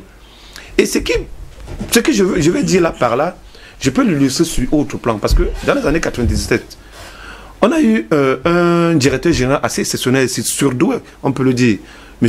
Minko, si je ne me trompe pas, qui était directeur général de la Régie nationale chemin de fer à 8 h, directeur général de la CAMER à 12 h, maire de Kribi à 14 h et président de Océan de Kribi à 18 h. C'était exceptionnel. Et des cas comme ça, on en a dans le circuit de gestion des entreprises au niveau du Cameroun. Les entreprises doivent dégager une plus-value pour faciliter le développement, parce que c'est de l'argent que l'État injecte dans ces entreprises pour que cet argent puisse générer des revenus. C'est un peu comme un placement. Même placement dans les objectifs de l'État de pouvoir offrir un emploi aux populations et les faire participer dans le long circuit de productivité, qui est également un des éléments de la consommation. Parce que si on ne produit pas, on ne peut pas consommer. Du coup, sans le percevoir de cette manière-là, nous sommes forcément en train de citer les potentialités économiques surévaluées du Cameroun. Donc, il faudrait qu'on revienne à l'ancien temps. Il faut qu'on se comprenne. C'est-à-dire que, qu'on mette des hommes, comme disait le docteur Yam tout à l'heure, sur la base des cahiers des charges, ayant préalablement fait l'objet d'une compétitivité pour avoir accès à des postes de responsabilité. Qu'on sorte progressivement les administrateurs civils principaux dans l'outil de gestion des entreprises nationales. Parce que, en fait, cette approche, depuis plus de 20-30 ans, a montré des limites. On ne saurait continuer à s'appuyer sur cet aspect-là pour tuer davantage la maigre épaisseur du tissu économique camerounais. On le constate avec Ameco. 371 employés qui sont mis en chômage technique, 206 qui sont encore en fonction, il n'y a aucun aéronef. En fait, il faut être un administrateur civil pour pouvoir présenté ce type de résultat. Parce qu'en réalité, quoi, c'est que l'administrateur civil qui est là, on a comme l'impression qu'il contrôle l'action du gouvernement parce qu'il est là pour vérifier les sommes injectées dans une entreprise qui est censée produire. Mais qui ne produit pas malheureusement. Qui ne produit pas malheureusement. Parce qu'en réalité, on nomme les administrateurs civils parce qu'on attend des dotations de l'État. Mais l'État également va s'associer. Parce que si la dette publique est énorme, on risque de ne pas être solvable sur le marché international. Parce qu'en réalité, c'est un processus. Je vous poserai la question. Comment injecter de l'argent, par exemple, à Camer lorsqu'il n'y a même pas d'avion? En fait, c'est ce que j'expliquais tout à l'heure. Ça relève un peu de l'idée qu'on a eu en 97. C'est-à-dire un directeur général qui est directeur de plusieurs structures publiques en même temps. C'est-à-dire qu'on ne peut pas injecter de l'argent là où on sait que les potentialités de productivité ne sont pas inexistantes. On l'a dit parce qu'il ne faut pas oublier que quand Ernest Dikoum, je pense, c'est l'avant-dernier directeur général avant qu'un administrateur civil prenne le contrôle de cette entreprise est arrivé, il avait dit lors d'une communication, moi je l'ai bien suivi à l'époque, et je suis loin d'être intelligent, que son objectif, c'est de faire en sorte que l'État arrête de subventionner la Camer.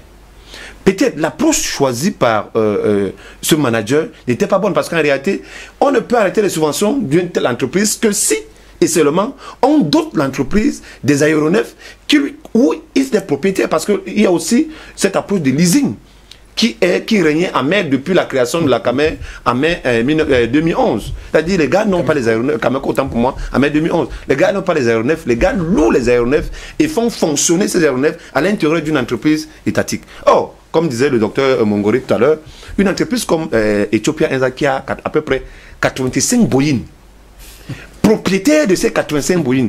Mais quel qu'en soit les cas, même si ces Boeing doivent rapporter 2 francs, au bout d'un mois, fois 80, c'est toutes ces flottes là, tous ces avions sont vraiment, parce qu'un avion est productif lorsque elle vole.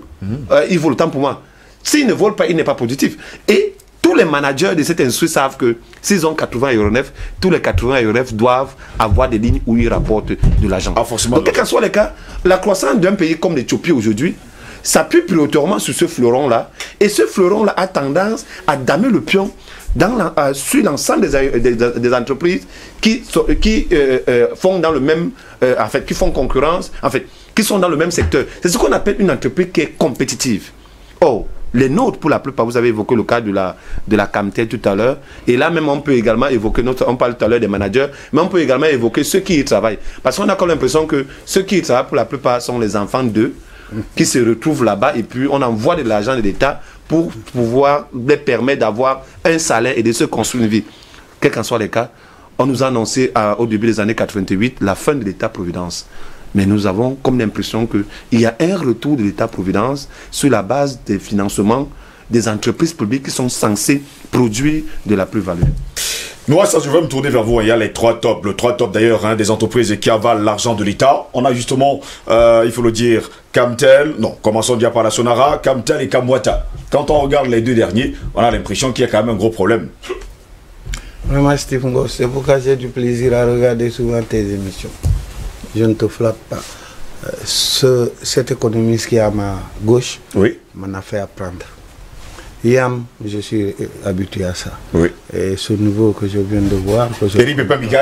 Vous savez, le problème de l'Afrique, c'est de mettre l'homme qu'il faut à la place qu'il faut. Mais pour nommer quelqu'un, je n'en ferai pas que des amis. Il y a tout un tintamarre, le cercle des vicieux, de trucs. Et ça, c'est le petit neveu de quelqu'un, ou de qui, comme ils le disent. Vraiment, ces gens, je suis édifié d'être avec eux ce matin. Je vais vous dire, mon pays, vous connaissez tous le Sénégal, a le même problème. Ce n'est pas le propre du Cameroun. Macky Sall, sa femme, nomme ses cousins, ses neveux. Non, écoutez, moi, je n'ai pas peur. Hein. Je rentre au Sénégal quand je veux, à l'heure que je veux. Si on me met en prison, vous allez être au courant. C'est pas normal. Je vous avais parlé des problèmes de Eneo tout à l'heure. Mais Eneo, il y a des jeunes Camerounais que Eneo pouvait embaucher et les donner des machines pour faire du travail. Il prend Orange Money et MTN. Oui, sans publicité d'ailleurs. Oui. Ils viennent, si tu n'as pas un prévalu de 25 000, tu ne dois pas passer à la caisse de Eneo même. Qu'ils ont. Payer. Tu vas aller payer chez Orange Money. Heureusement, ils l'ont fait. Parce que ce qui est fort au Cameroun, quand les gens se plaignent, ils comprennent un peu. Mais chez nous, c'est là où ils vont s'entêter plus. Dommage. Et ton sujet-là est tellement bon que je souhaiterais que tu le reprennes. Parce que l'Afrique, c'est pas croyable. Monsieur, ce continent est riche, mais on n'a rien. Pour se soigner même. Mais tu te quilles les méninges. Pourtant, on est riche. Tout vient de chez nous. Est-ce que je mens, monsieur l'économiste? Non, non. Vous m'avez parlé de bitume.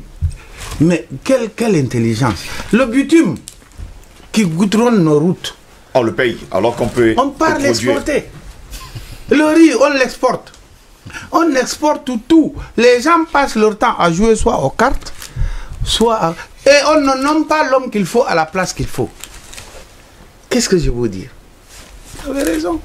Comment un seul directeur, un ami d'ailleurs, un grand frère, un seul directeur peut être directeur de Camer le matin, le soir, il est à Régie-Fercam, et en dernier, pour conclure le tintamarre, il va aller gérer l'océan de Cribé. Même nos équipes nationales vivent sous, alors qu'une équipe nationale comme le Cameroun, tu appelles l'équipe du Sénégal ou de Côte d'Ivoire et que tu fais le plein. Hors coronavirus, hein, tu fais le plein au stade et tu as de l'argent. Mais cet argent ne sert à rien. Rien. À un bourgeois, est-ce qu'un fonctionnaire doit construire une maison d'habitat de 1 milliard, 2 milliards? Il a pris ça où? Est-ce qu'il a pris ça où? Dites-moi. J'ai dit, ce n'est pas le propre du Cameroun. Je ne vais pas exagérer. Si notre première dame ne nomme pas, et je n'avais pas voté Macky Sall pour ça. Vraiment, j'avais voté pour qu'il me nettoie la maison. Mais pire, vous trouvez que ça, on s'en sortira dans ce continent? Il y a des gens qui ne mangent pas, mais d'autres fanfaronnent. Ils fanfaronnent dans des milieux. Excusez-moi, ton thème a été formidable. Très bien. Et Yam, merci. Merci, monsieur. Moukouri, hein? Mongori, dis-moi. Voilà. Les Mongoris n'ont jamais été des gens n'importe quoi ici. J'avais docteur Mongori. Justement, on a cette problématique ce matin. L'endettement des entreprises publiques, comment l'éviter, comment y mettre fin. Finalement, on a mis de l'argent dans ces entreprises qui ne nous ont absolument rien rapporté. Aujourd'hui, comment y mettre fin, justement? Comment faire le nécessaire pour qu'elles nous rapportent assez d'argent alors que le pays s'appauvrit davantage? Quand on ne sait pas qu'on a un problème, on ne peut pas trouver la solution à ce problème. Pourtant, là, on sait qu'il y a un problème. Là, on sait qu'il y a un problème. Donc là, on commence à lui dénoncer. Mais il y a des constats à faire. Oui. Les 5 entreprises les plus endettées, les autres entreprises publiques les plus endettées du pays, sont dans les secteurs les plus rentables. Parmi les secteurs les plus rentables de l'État. Dans le monde. C'est-à-dire, vous avez la Sonara. Le pétrole. Le pétrole. Camtel, vous avez la communication. Il faut du mobile. Kamwata, c'est de l'eau. Vous avez électricité du Cameroun, c'est l'électricité. Et vous avez Sodécoton, c'est tout ce qui est lié au coton et à l'habillement. Je veux juste ajouter qu'il ne faut pas oublier que l'eau a une faible valeur marchande, forte valeur utilitaire. Hein. Oui, mais il reste... Non. Si on le dit comme ça et on passe, le téléspectateur lambda va croire que, ah oui, en fait, ça ne rapporte pas d'argent. Non, c'est pas vrai. En réalité, vous avez un problème de fond dans la structuration de ces entreprises, mais vous avez également un problème de fond dans le contexte de création de ces entreprises et les partenaires qui ont aidé à la création de ces entreprises. Quand vous prenez la Sonara était le genre de projet où j'ai un déchet chez moi et je veux m'en débarrasser. Aussi simple que ça. C'est ça. J'ai un déchet chez moi, je veux m'en débarrasser. Parce que c'est incompréhensible qu'on ait pris, d'abord à l'époque, je crois que l'usine avait une trentaine d'années, et ensuite, que vous puissiez ne pas comprendre que la Sonara n'est pas ce que ça devrait être là. C'est un complexe pétrochimique. Le docteur Edimo vous parlait des résidus qui font du bitume. Mais il était sur une lancée particulière parce qu'il ne vous a pas parlé de ce que ces résidus-là, c'est la base de toute l'industrie pétrochimique. Mais quand on parle d'industrie pétrochimique, monsieur, on parle de tout. Il faut produire de tout ce que vous... Vous voyez le nombre de la quantité de produits en plastique qu'il y a dans ce studio? Et ça vient de quoi? Ça vient de là. Les produits blancs. Il y a tellement de choses que vous pouvez faire à partir du pétrole. Et je me souviens bien que le directeur général Bernard Edim, qu'il repose en paix, c'était le combat qu'il a mené à la fin de ces années pour justement diversifier l'offre de la Sonara. Et la raison pour laquelle l'ancien directeur général Metouk donnait de l'espoir aux gens qui étaient à l'extérieur comme nous, c'est qu'il venait justement de l'industrie chimique. Et on se disait, venant de l'industrie chimique, il est fort possible qu'il aille mais on n'a pas suffisamment tenu compte d'un certain nombre d'intérêts géostratégiques de la France particulièrement, qui faisaient que la vente du bitume, c'est-à-dire finalement le contrôle de l'extension des réseaux routiers et du volume d'investissement dans les réseaux routiers de l'Afrique devait être maintenu. Parce que si vous êtes capable de produire votre bitume vous-même, vous êtes capable de structurer, de projeter et de planifier le développement de vos voies de communication de façon autonome. Mais si c'est moi qui vous fournis le bitume, ce n'est pas seulement une question de business, c'est une question de contrôle de ce que vous faites également. Donc vous avez ces pesanteurs géopolitiques, quelquefois, qui viennent en fait obérer non seulement l'endettement des entreprises, mais la maintenir. Vous avez des entreprises comme la Sodecoton. Personnellement, je pense que la filière du coton est très mal structurée, est mal organisée. Mais elle est organisée comme cela à dessein. Là aussi, ce sont des pesanteurs géostratégiques qui, en fait, gouvernent cette manière de faire. On a parlé tout à l'heure du pétrole, la quantité de pétrole raffiné au Cameroun, 5% du pétrole camerounais, qui a une texture différente du Bonny Light qui est raffiné à la Sonara. Et c'est la même chose avec le coton. Vous avez 5% du coton camerounais, à moins de 5 d'ailleurs, je crois que c'est autour de 4,5% ou 4%, qui est exploité au Cameroun. Vous avez officiellement 25 millions de personnes à habiller.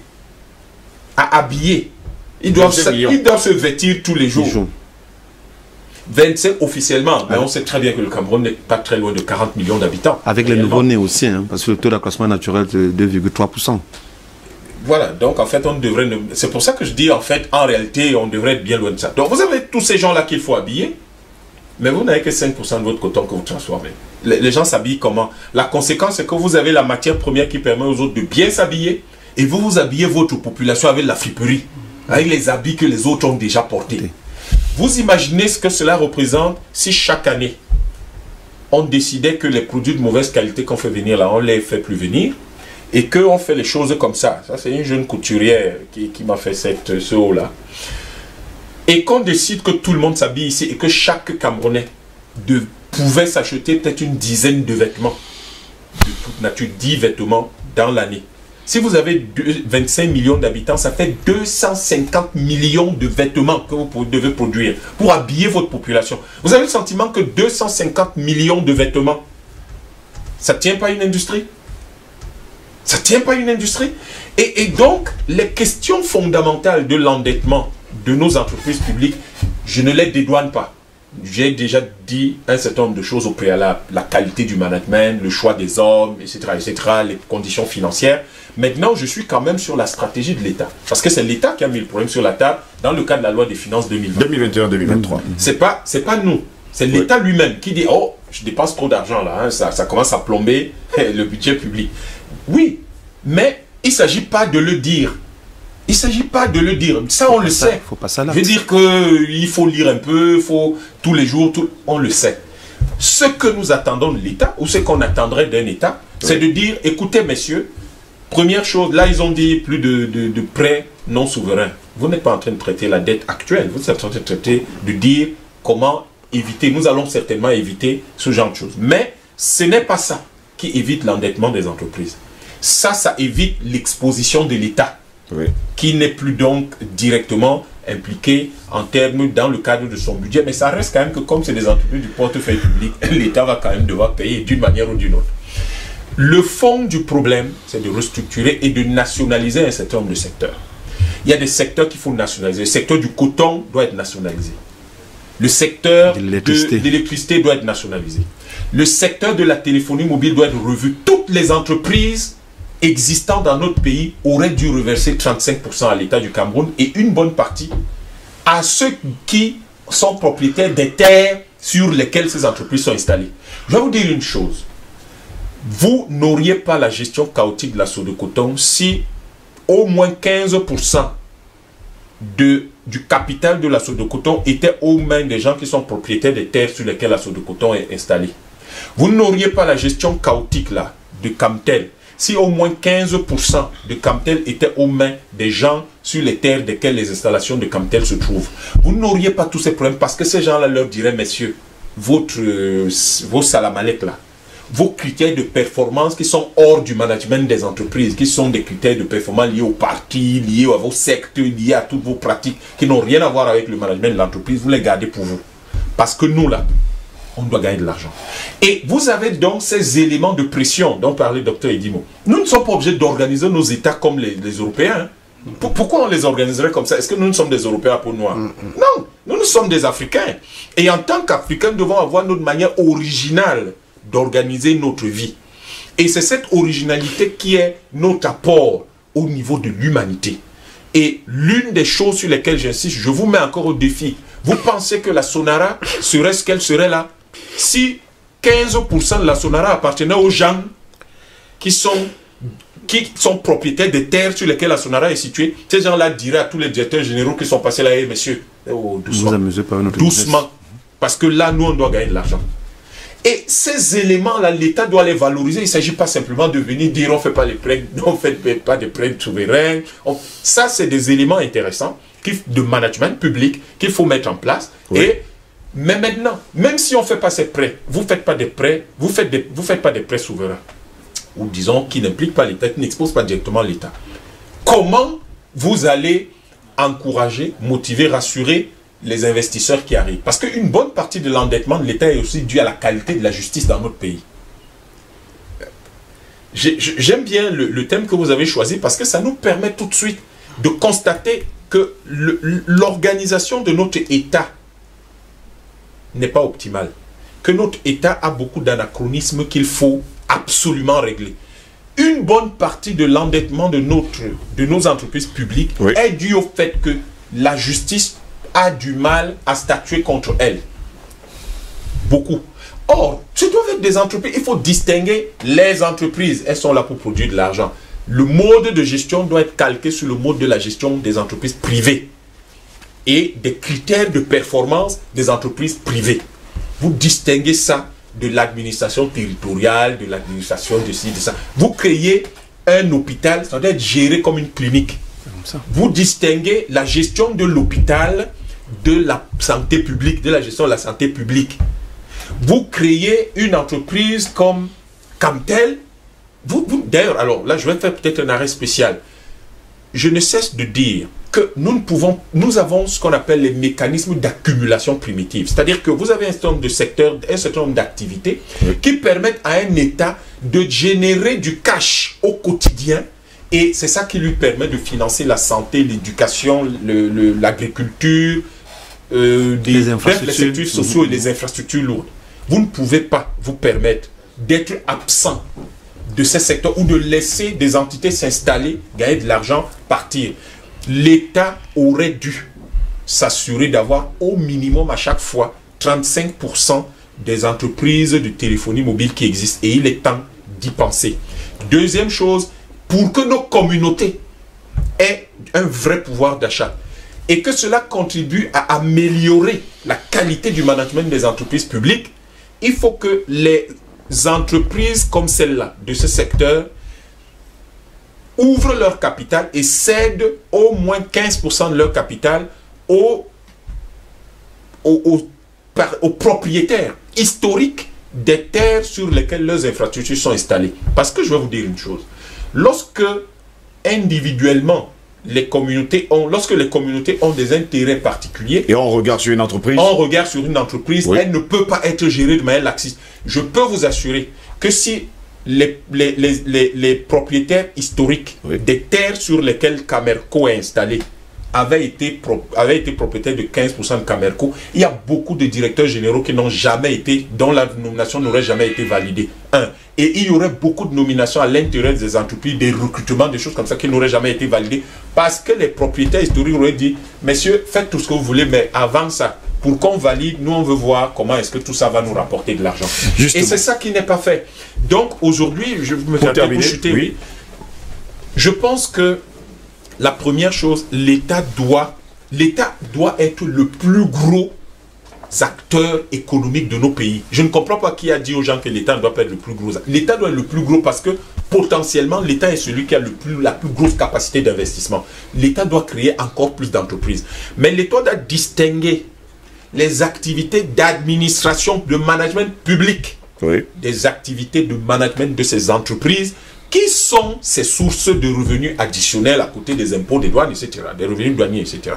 Et j'appelle l'État du Cameroun pour de s'assurer de cette question qui consiste à dire, vous ne pouvez pas installer des entreprises sur les terres des gens et ces gens-là ne bénéficient pas du revenu des activités des dividendes de ces entreprises-là. Il faut que ces entreprises cèdent une partie du capital à ces gens dont ils exploitent des terres. Si ces gens existent encore. Et ils ont dans le conseil d'administration. Non seulement ils entrent dans le conseil d'administration, ils ont des quotas.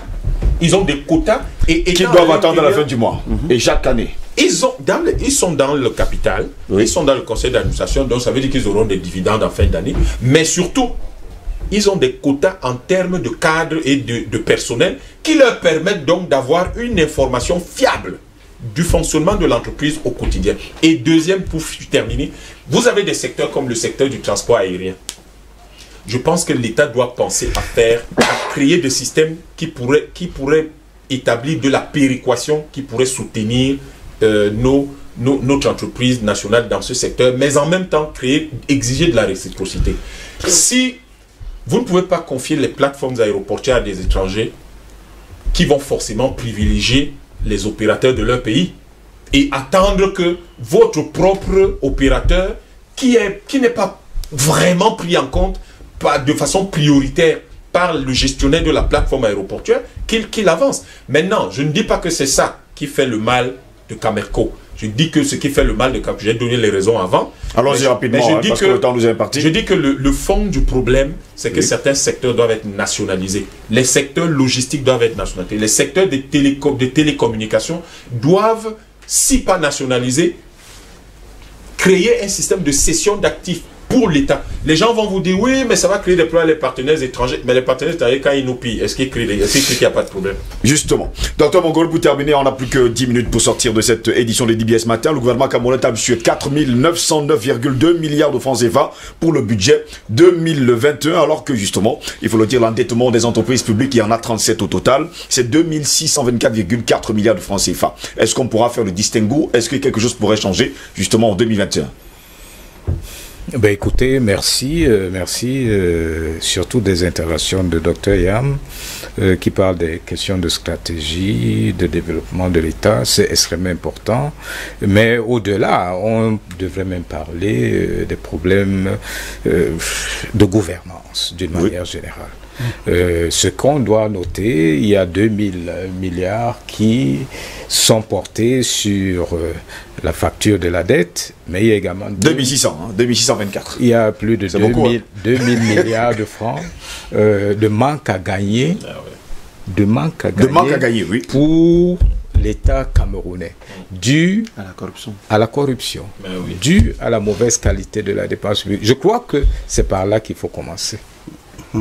Si la gestion stratégique de l'État n'est pas adossée sur des critères de bonne gouvernance, vraiment aigus de bonne gouvernance, ne croyez pas que c'est un hasard lorsque Ethiopian Airlines fait de bons chiffres.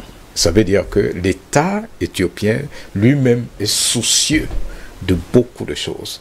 L'Éthiopie, c'est un pays aujourd'hui exemplaire, pas en Afrique, mais dans le monde, avec une croissance de 10% sur une vingtaine d'années, qui est liée au fait que les gens ont choisi de travailler, de bien faire, et vraiment de bien faire.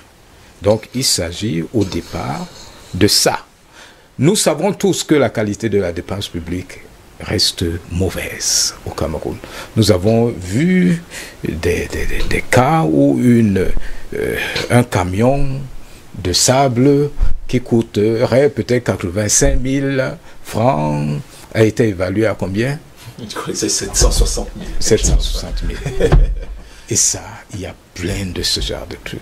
Lorsque, à ce niveau supérieur, à surfacturation, on ne parvient pas à maîtriser la surfacturation, à maîtriser les marchés de gré à gré qui sont encore massifs, quoi qu'on essaye de les réduire en nombre, oui, tant qu'on ne parvient pas en fait à améliorer pas seulement la qualité de la dépense publique, mais même la bon, disons, la qualité de la dépense publique. Ça veut dire que, en fait, on ne met pas suffisamment, l'État lui-même n'est pas sous pression. L'État doit être sous pression lui-même. Il doit pouvoir s'évaluer.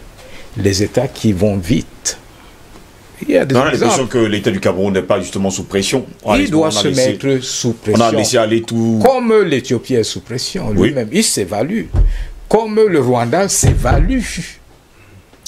Il s'évalue régulièrement. Ce sont les hommes, docteur. Oui, écoutez, l'exemple vient quand même de quelque part. Ça doit venir de là-bas. Lorsque c'est serré, là-bas en haut. En haut, forcément en bas. Oui, partout ça va suivre. Partout ça va suivre. Donc moi je dis ceci, ça doit être le premier souci. Le deuxième souci doit être celui pour nos entreprises publiques. Et si l'État regarde dans cette direction et met tout pour que nous ciblons ce que nous connaissons tous comme étant la cible principale, l'industrialisation de notre économie.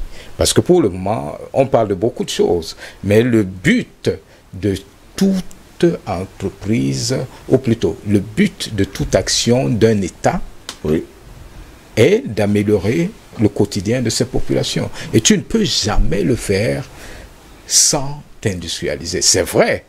Et ça, je mets ça au compte positif de l'État. Il y a des infrastructures qui doivent être construites et qui sont en train d'être construites. On dit bravo. Mais quand vous avez un truc comme Camerco, Camerco est une entreprise qui devrait générer de l'argent. Énormément. Maintenant, pour que cette entreprise génère de l'argent, comme ça se fait en Éthiopie, c'est tout un processus, c'est toute une chaîne. L'économie éthiopienne est fondée sur l'activité de Camerco. Ils font le transport, le tourisme et le café. C'est l'essentiel dans ce pays. C'est l'essentiel. Ils ne font pas autre chose. Ça veut dire quoi? Ça veut dire qu'on a pris toutes les dispositions pour que le tourisme même décolle. Mais écoutez, si le tourisme n'est pas organisé, vous connaissez, vous avez déjà vu le budget qu'on affecte au ministère du Tourisme au Cameroun? Non. Bon, mais vous voulez que Camerco fasse comment? Parce que c'est toute une chaîne. Il faut que le Camerounais lui-même participe dans cette dynamique. Et le Cameroun, il n'y a pas plus beau pays, il n'y a pas un pays qui a un potentiel touristique aussi important, mais qui n'est pas justement valorisé. Sous-valorisé jusqu'ici. Je crois qu'il y a beaucoup de choses à faire. Il faut repenser beaucoup les stratégies de développement et d'industrialisation. On espère également que, il faut le dire, les pouvoirs publics nous suivent. D'ailleurs, ce matin, Eric Peplamika, nous sortons de cette édition, plus que 3 minutes. Votre mot de fin. Difficile pour un sujet aussi vaste et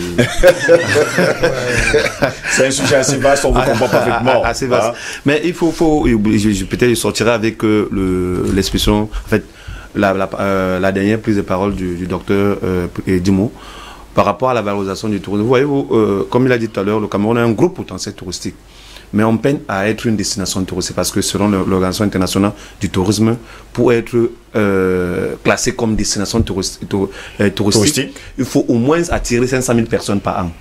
Cela passe justement par la modernisation d'une entreprise comme Camerco, mais également par la construction des infrastructures.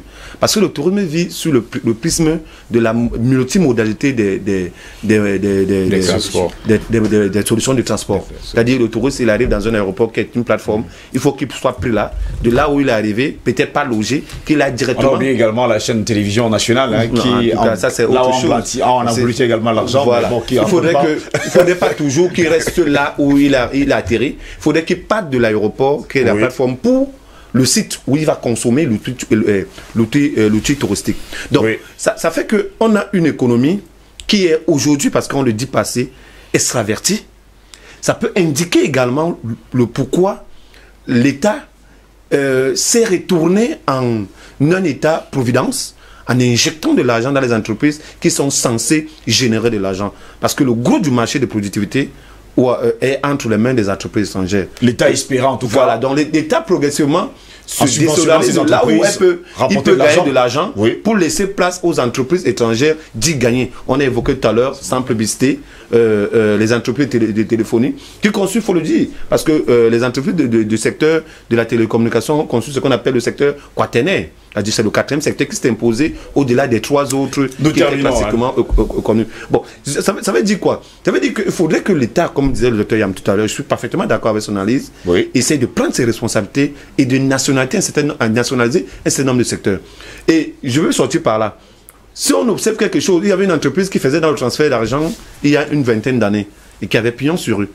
Progressivement, à cause des mauvaises lois et des forces de pression exogènes, cette entreprise aujourd'hui a fermé boutique au profit d'une entreprise qui fait également dans la même activité, mais dont les lois ne sont pas nettement, ne lui sont pas favorables. C'est-à-dire que l'entreprise a une licence d'exploitation pour les télécommunications, mais l'entreprise se retrouve en train de faire du e-banking. C'est-à-dire que normalement, ça devait faire l'objet d'un autre contrat, autre que le contrat dans lequel l'entreprise s'est installée sur le territoire camerounais. Donc, il y a cette... Noah Sadio, on va vous dire merci d'avoir été là ce matin. Je vous remercie. Voilà, on va vous dire merci d'avoir été là ce matin. Merci infiniment. Voilà. De m'avoir associé à ces éminents. Ces éminents, il faut le dire, enseignants, il faut le dire, d'économie. Docteur Ndimo, je rappelle que vous avez 2 essais que vous avez sortis ces jours-ci. Vous avez Brève Histoire de l'économie camerounaise 1945-2020, autant pour moi. Et vous avez une interrogation Cameroun 2035, l'émergence d'un dragon africain d'envergure régionale. Vous le dites d'ailleurs que dans ces ouvrages, que vaille, le Cameroun est un dragon qui va se réveiller. Merci d'avoir été là ce matin justement pour cette édition de DBS Matin. On aura le temps en tout cas de parler de vos livres dans une prochaine édition. Dr Yam, merci également d'avoir été là ce matin. C'est moi qui vous remercie. Eric Pépin Mikaï, merci d'avoir été là également ce matin malgré la pluie. Pas de course, hein, cette émission. Oui, c'était au pas de course. Vous savez, on n'a pas assez de temps à vous parler justement de ce genre de sujet. Mesdames, messieurs, c'est ici que s'achève cette autre édition de DBS Matin, la 3e du genre de cette semaine. Au plaisir de vous retrouver demain pour une nouvelle édition. N'oubliez surtout pas, l'homme qui considère sa vie comme dénuée d'essence n'est pas tout simplement malheureux. Il n'est pas tout bonnement fait pour la vie. À demain. S'il plaît à Dieu. Au revoir.